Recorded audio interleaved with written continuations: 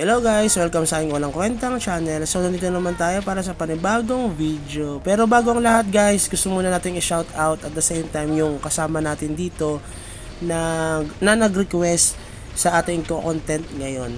So shout out sa iyo Boss Chi. So sabi niya kababalik niya lang daw dito sa MU Monarch. So same tayo boss. Kakabalik ko lang din 4 days or 5 days ago. So laro-laro lang tayo at enjoy lang natin itong pagbabalik natin sa MU Monarch. The old god, mga OG na mga bawat servers natin. Syempre mga naunang mga nag-players dito sa MU Monarch, 'di ba? So nagbabalik ulit para maglaro at magbigay ng inis kapag kinukupal kayo kasi pinipikay namin kayo. Dahil joke lang. So dito shoutout din dito kay Boss Joseph. Sabi niya rin dito request niya patingin daw ng stats at general talent natin. So ito na yung i-content natin boss. Para sa iyo at the same time para din sa mga grow lancer na gustong magkaroon ng idea about dito sa general talent at skill stats ng ating grow lancer kung bakit pumupunit tayo ng mga naka Gen 4 or yung mga malalakas ang ranking compare sa atin. Kasi rank 27 tayo, yung pinupunit natin dito ay rank 14 at rank 15, 'di ba? Na mga naka Gen 4 na sila.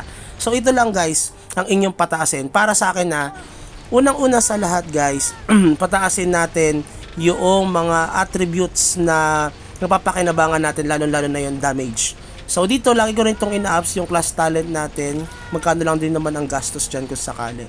So unahin natin itong superb damage, additional damage or yung superb attack damage. Huwag mo na yan double attack damage up pagkatapos na nung isa na skills na patataasin natin. Parang secondary lang yan eh. Unahin muna natin ito kasi pag nag level 500 na tayo guys, hindi na tayo madadagdagan ng stats. Ang madadagdag na lang sa atin, ito mag-open na sa atin itong general skill.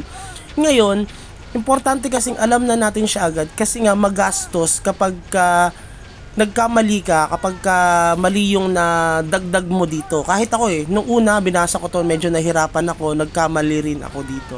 So ito yung superb strike damage up, yan yung unang yung pataasin kasi makakatulong yan sa inyo sa red boss at the same time sa PVP and also sa sa leveling.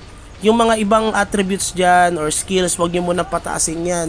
Sooner or later, yan ay mapapataas niyo pagka nag-level 800 na kayo. Pero yun muna ang unahin niyo guys. Kasi yung ibang mga skills na yan, naka-specifically doon sa mga against other player yan. So pagkatapos nun ng super strike nyo, pataasin nyo na tong lucky attack up nyo dito guys. Kasi nga yun na yung isa sa mga magbibigay rin sa inyo ng additional damage para mabilis kayo makapatay doon sa mga red boss at makapagpabilis ng XP or pa-level at the same time doon sa PVP nyo. Yan, pataasin yan, double attack damage up. Hindi ko alam kung anong kulay niyan dito sa kasi iba't ibang mga parang naka-color coding itong mga damage natin, may pink, may yellow, may green, so magkakaiba siya. Pagkatapos ng double damage, itong lucky strike damage up, yan na yung pataasin nyo. Basta more on damage muna kayo kasi kailangan nyo mabilis na magpa-level. Pagkatapos nun ng damage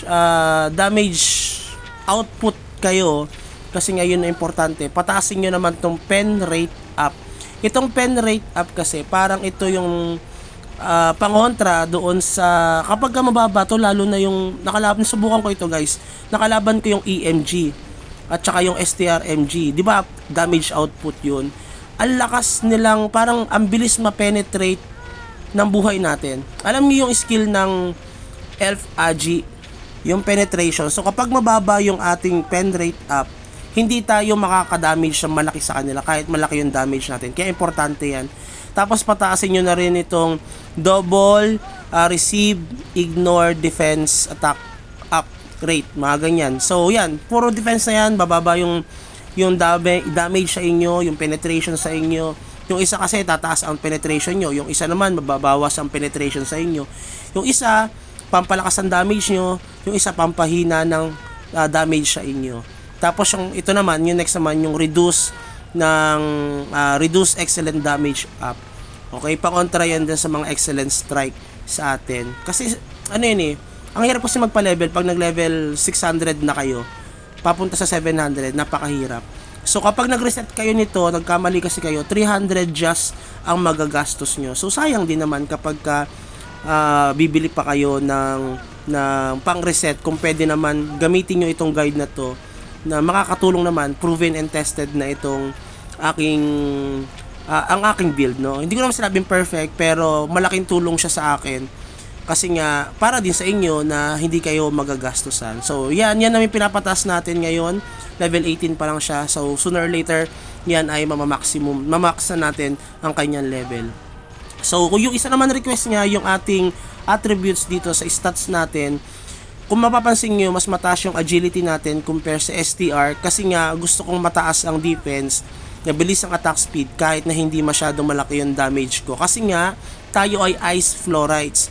So dahil doon, mas tumitigas yung character natin kapag inatake tayo kasi when attack yun, mas nag-trigger yung ating ice fluorides na madadagdagan yung percent ng damage natin doon sa damage output natin. So kaya mas mataas yung agility ko compare sa STR. Ganon din ang gagawin ko guys kapag ako ay nag-whiz na. Mas gusto ko AG type compare doon sa pure damage base kasi ang lambot pagka ganon eh. Tapos dito naman sa aking mga fruits, syempre more on STR dito, hindi ko na kinuha yung AG.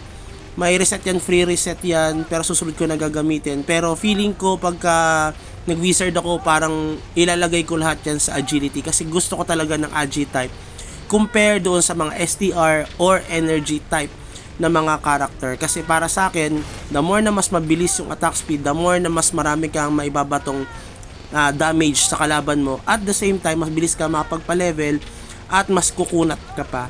Feeling ko lang naman yun guys ha, feeling ko lang naman yun. So nasa sa inyo pa rin yun yung decision kung gusto nyong gayahin or hindi. Tapos yung fruits ko, ito hindi ko pa siya masyado napapataas kasi ang hirap at magastos yung seeds, pero patataasin ko yan lalo pag tayo ay nag-wizard na.